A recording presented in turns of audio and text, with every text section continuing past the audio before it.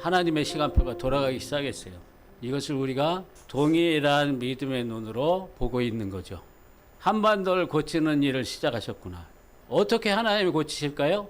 하나님의 시간표 첫 번째, 흑암의 날을 보내시는 거예요.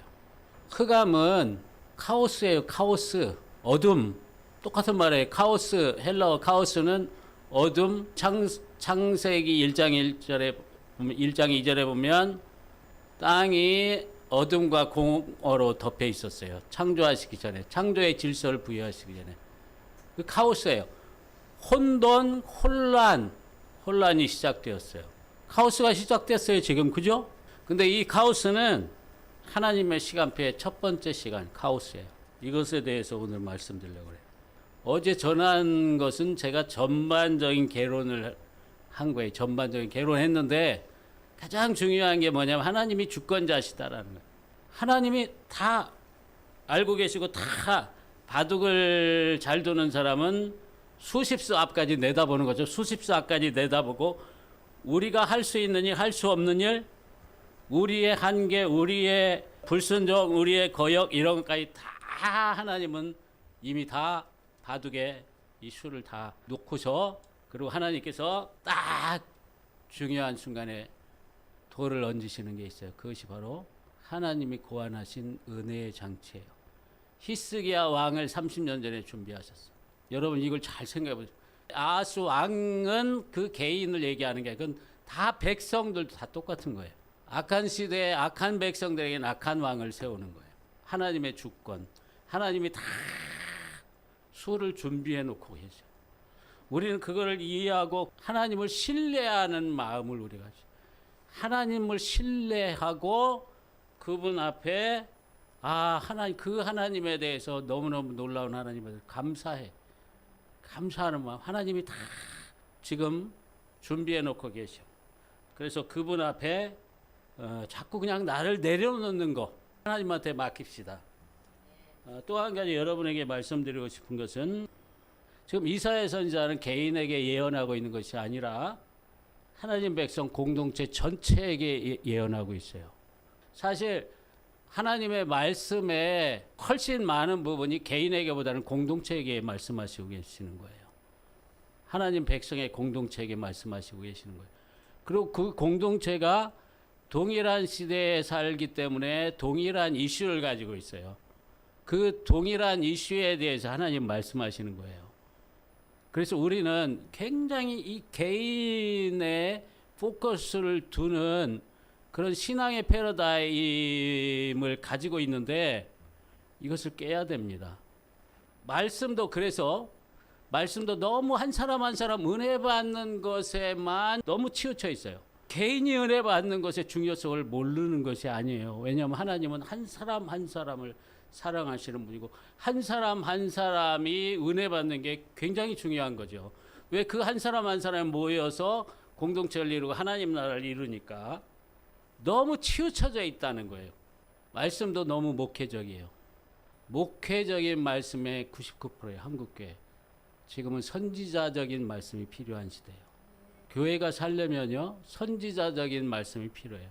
근데 진짜 드물어요. 지금 저는 아주 긍정적인 사인이 일어나는 것을 조금 봤어요. 부산 해운대 집회에서부터. 그냥 어떤 형식적인 집회가 아니더라고. 두 분의 그 강사가 세워졌는데 그 중에 한 분이 전 처음 보는 목사님인데 제주도에 어디서 목회하는 목사님인데 그 목사님이 그런 메시지를 선포했어요. 그리고 지난 10월 27일 날인가 서울에서 진짜 정치적인 이슈는 안 하고 차별금지법 반대로만 한국교회가 아주 뭐 100만이라고도 하고 200만이라고도 하고 목회하는 목사님들이 주축이 돼서 말씀을 선포한 그런 큰 집회가 있었어요. 제가 거기도 보니까 제가 그냥 형식적인 집회가 아니라 긍정적인 사인을 봤어요. 제가 강단의 위기라고 말씀드렸죠. 그게 바로 이걸 말하는 거예요. 선지자적인 말씀이 너무 드물어요. 여러분이 기도해 주셔야 돼요. 하나님 강단의 선지자적인 말씀들을 목사님들이 선포하게 해주세요. 이게 교회를 살리고 지금 우리나라를 살리는 거예요. 이 강단에 이런 말씀들이 희미하기 때문에 교회가 위기가 왔고 나라가 위기가 온 거예요. 기도를 하시라고 얘기하는 거예요. 그리고 그런 너무 달콤한 말씀 좋아하시지 말라고. 나를 위한 말씀, 나 위로받는 말씀 너무 좋아하지 마세요. 여러분이 기도하셔야 돼요. 여러분도 그런 말씀 별로 좋아하지 마세요. 그런 말씀 필요할 때도 있어요. 그러나 지금은 고쳐야 되는 시대이기 때문에 정말 기도해야 돼요. 하나님, 정말 우리 교회를 고치고 하나님의 편에 서서 말씀을 그대로 전하는 목사님들을 세워주시옵소서. 이렇게 기도해 주셔야 돼요. 신앙의 패러다임을 바꿔야 된다는 거죠. 그런 말씀들을 통해서 지금 복음이 너무나 개인을 위한 복음으로 변질됐어요. 한편으로는 하나님께서 개인을 구원하시고 개인을 사랑하시고 그래요. 그러나 변질됐다는 건 뭐냐면 그건 좋은데 너무 치중되어 있다는 거예요. 원래 복음은 뭐예요? 하나님 나라를 위한 복음이거든요. 하나님 나라의 복음이에요. 근데 너무 복음이 개인의 복음, 개인을 위한 복음으로 지금 치우쳤어요. 구원을 위한 복음, 하나님이 구원하기 위하여 우리에게 복음을 주셨죠. 맞죠? 너무나 중요하죠. 예수님이 피 흘리신 십자가의 사건으로 우리를 구원하시기 위해서. 그러나 거기에 너무 치우쳐져 있어요. 무슨 얘기냐면 이걸 오해하지 말고 들으셔야 돼요. 구원에서 하나님이 통치하시기 위한 복음이에요. 통치의 요소가 빠져 있어요. 복음에 통치의 요소가 빠져 있어요. 통치. 그래서 제가 임마누엘도 하나님이 우리와 함께 하시다. 이건 목회적으로 예수님이 늘 우리와 함께 하시는 이 육신으로 이 땅에 오셔서 하나님이 사람이 돼서 우리를 구원하신 임마누엘, 우리 함께 하시다. 그러나 이사야서의 배경을 보면 이 임마누엘은 통치자를 말하는 거예요. 구원하셔서 통치하시는 분, 왕이신 예수님. 이 왕의 복음, 또 바울이 항상 선포하는 게 뭐냐면 우리 주 예수 그리스도라고 했거든요. 그리스도는 구원자죠. 그 앞에 주, 로드, 주는 통치자, 만왕의 왕. 우리가 그분의 다스림을 받아야 돼요. 이 통치의 요소가 빠져 있다고요. 그래서 임마누엘은 왕의 이름이에요. 우리를 다스리는 분의 이름, 우리를 통치하시는 분의 이름. 우리는 그분의 통치를 받도록 우리를 피값으로 사셔서 그분의 백성을 삼으셨다는 거죠. 그래서 하나님은 한반도의 복음을 다시 전하시기를 원한다고 저는 믿어요. 다시 복음을 하나님이 전하신, 복음이 변질된 그것을 이제는 다 하고 하나님이 처음 복음이 들어올 때 저는 왜 제가 화평의 사람들 사역을 하면서 왜 한국교회에 처음 복음이 들어온 때 그 역사를 공부했는가. 지금 그게 전체적인 그림이 보이는 거예요. 그때로 돌아가서 하나님이 복음을 다시 전하기를 원하시는구나, 이런 믿음이 오는 거예요. 하나님의 시간표가 왜 지금 가동되고 있냐? 바로 그것을 하시기 위해서. 이제 그래서 이사야서 아까 16절부터 22절 말씀이에요. 본문은 하나님의 시간표 제1막. 자, 연극이라고 생각하면 연극. 하나님의 시나리오 제1막 흑암. 하나님이 우리를 고치시기 위해, 한반도를 고치기 위해 그날이 올 것인데, 여기 이사야서에 보면은 계속 그날에 대한 말씀인데, 그날은 높은 자가 낮아지는 날이에요. 그날은 교만한 자가 굴복되는 날이에요. 굴복하고 싶어서가 아니야. 굴복되는 거예요. 어쩔 수 없이 굴복되도록 그렇게 만드시는 날이에요. 높은 자가 낮아지고 싶어서 낮아지는 게 아니에요. 높은 자가 그렇게 될 수밖에 없어요. 하나님께서 그 날을 주셔서. 그래서 그 날은 모든 높아진 인생들이 다 낮아지는 날이에요. 이것을 여러 가지 표현으로 얘기를 했는데, 그 날은 한마디로 말해서 어둠의 날이에요. 어둠의 날. 카오스의 날. 이사야 선지자는 지금 그 날을 기다리고 있어요. 이사야서 8장에 17절 읽어보세요. 시작. 이제 야곱의 집에 대하여 얼굴을 가리시는 여호와를 나는 기다리며 그를 바라보리라. 우리는요, 하나님의 얼굴빛을 비추는 것을 기도하고 원하잖아요. 하나님 얼굴빛을 비춰도 이사야 선지자는 반대예요. 얼굴을 가리시는 하나님을 기다리고 있대요. 그 날을 그 날은 하나님이 얼굴을 가리셔서 어둠의 날이 되는 날이에요. 그 날을 기다리고 있어요. 왜요? 기다리고 싶어서요? 아니죠. 하나님이 그 날이 올 거라고 말씀하셨기 때문에. 이사야 선지자는 하나님의 말씀대로 거짓 희망을 말하지 않고 그 날을 기다리는 거예요. 하나님 말씀하시지 않았는데도 희망을 말해요. 거짓 희망이에요. 하나님의 말씀에 그 날이 올 것이다. 어둠의 날이 올 것이다. 준비하라 하면은 희망이 없는 건 아니지만 다른 방식으로 희망을 전해야 되는 거예요. 하나님의 방식으로. 그냥 가볍게 얘기해서는 안 되는 거예요. 자기 생각대로 사람들이 좋아하니까 그런 것들을 우리는 잘 분별해야 돼요. 이것은 어떤 개인에 대한 말이 아니라 공동체 전체에 대한 말씀이에요. 그렇기 때문에 개인 차는 있어요. 그 공동체 안에 정말 그래도 하나님 앞에 죄를 범하지 않고 그래도 경건하게 사는 하나님의 백성들이 있고 정말 더 심각한 그런 죄악에 빠져서 사는 하나님 백성들이 있어요. 개인 차는 있어요. 그러나 전체적으로 볼 때 하나님께서 이건 안 되겠다. 그러면 비교적 하나님 앞에 경건한 사람도 다 함께 받는 거예요. 고통을 함께 받아. 우리가 회개하는 이유는 꼭 내가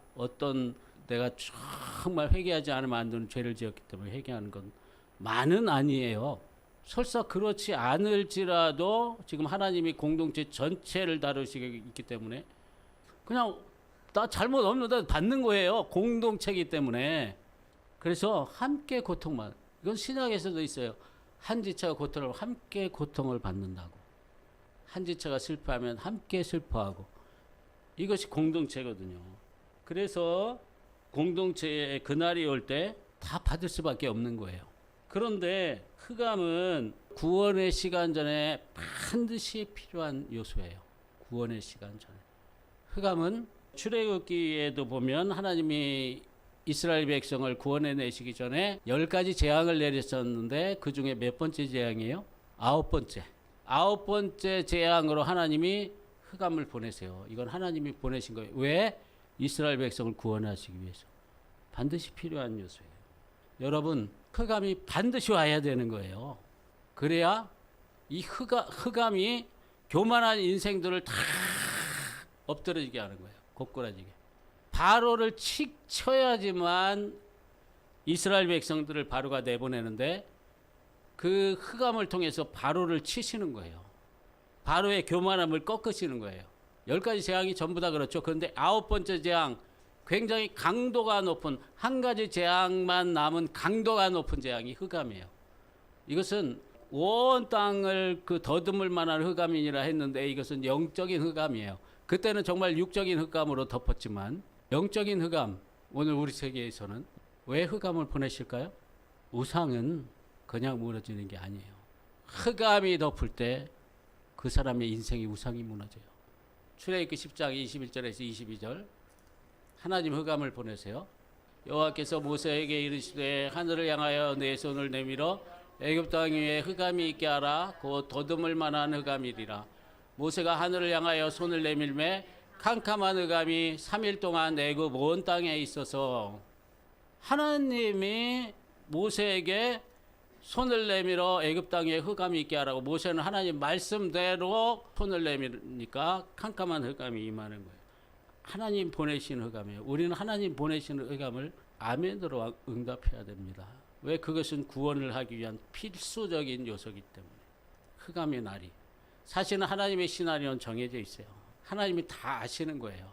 어떤 시나리오가 결국은 필요한지를.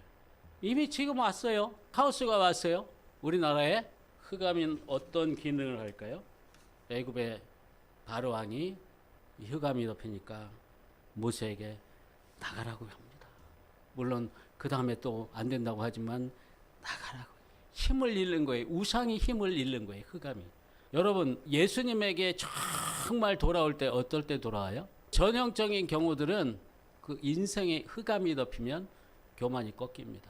내가 의지했던 것들, 내가 내 머릿속에 맞다고 했던 것들, 흑암이 덮이면 자기 인생이 힘을 쓸 수 없게 되면은요, 이게 다 무슨 소용이 있나 이렇게 되는 거예요. 내가 그동안 어떤 것을 의지했어, 어떤 것을 가치 있게, 이게 다 무슨 소용이 있나? 그것은 우상이에요. 내가 헛생각을 했구나, 헛된 것을 쫓았구나, 아무 소용이 없다는 것을 그때 깨닫게 되는 거예요. 이데올로기는 흑암이 아니면 절대 무너지지 않습니다. 이데올로기는 인간이 가장 높아진 거예요. 가장 높아진 우상이 이데올로기예요.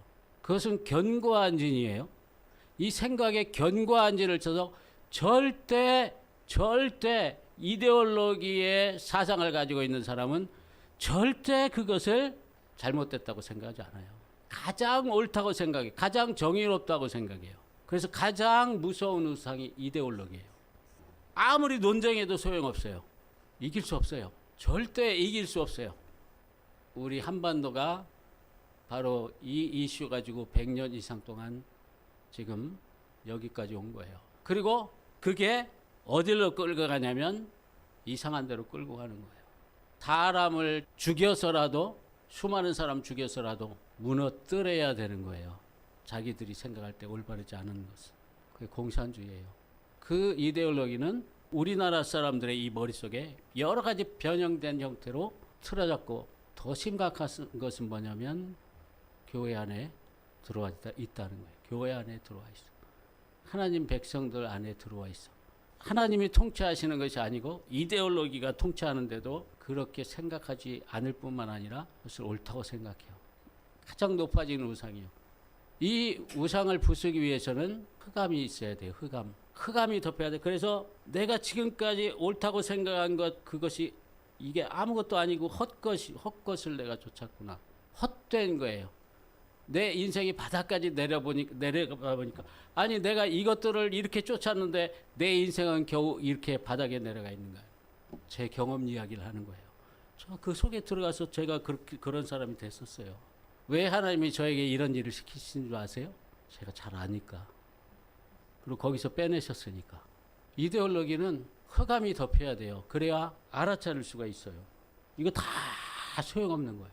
인생을 가치 있게 만들어주는 게 아니에요. 하나님보다 높아진 것이 꺾이려면 흑암이 덮여야 돼요.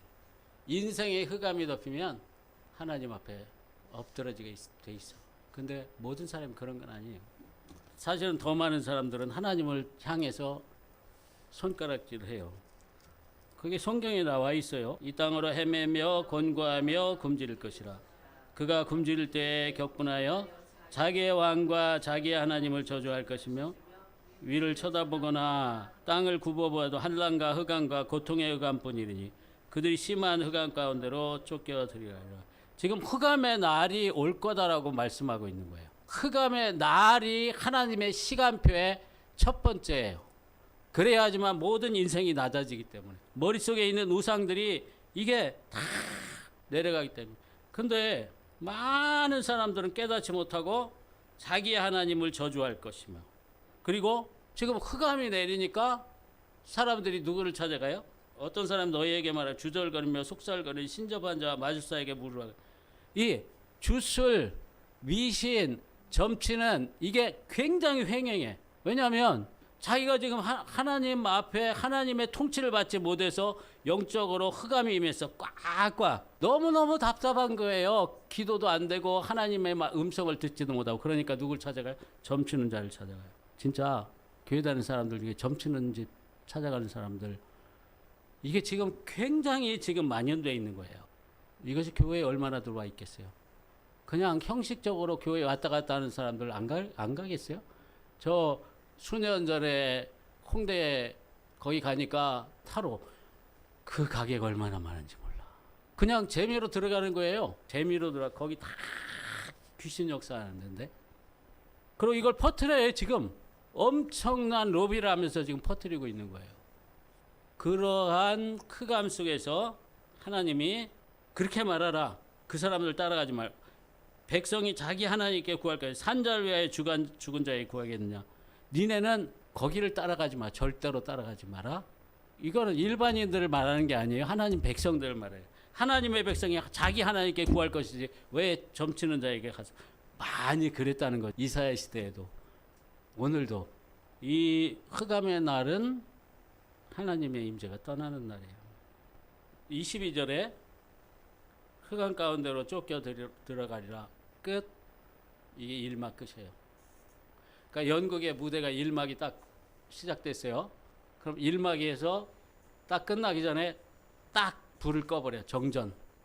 갑자기 탁 정전이 돼. 그리고 막을 탁 내려. 이게 하나님의 말씀이에요. 지금 시대가 하나님의 시간표가 돌아가고 있는데 이사야 말씀을 적용하는 게 맞다면 정전, 갑자기 탁 영적으로 정전이 되는 거예요. 캄캄해지는 거예요. 갑자기 캄캄해지면서 갑자기 영적인 흑암이 확 덮쳐. 애굽 전역에 흑암이 확 덮친 것처럼 영적인 흑암이 탁 덮쳐. 카오스가 일어나. 이거는 일반 나라의 뿐만 아니라 교회. 그래서 이렇게 되는 거예요. 지금은 그냥 괜찮은 것처럼 살아요. 제가 볼 때는 그게 다 드러나는 거예요. 이제는 못 살겠다. 믿는 사람들이, 하나님 백성들이 괜찮은 척하면 살아요. 속은 안 그런데. 근데 이 갑자기 탁 정전이 되면 어떻게 했어요? 이제 아우성 소리가 들리는 거죠. 그날이 와야 되겠어요? 안 와야 되겠어요? 하나님의 말씀이 그날이 온다 하면 와야 되는 거예요. 왜냐하면 그건 살리기 위해서 그렇게 하셔야 되기 때문에, 고치기 위해서 하나님의 시간표에서 반드시 필요하기 때문에, 못 살겠다. 더 이상은 이렇게는 안 된다. 하나님을 찾지 않으면 우리는 못 산다. 여기까지 가야 되는 거니까.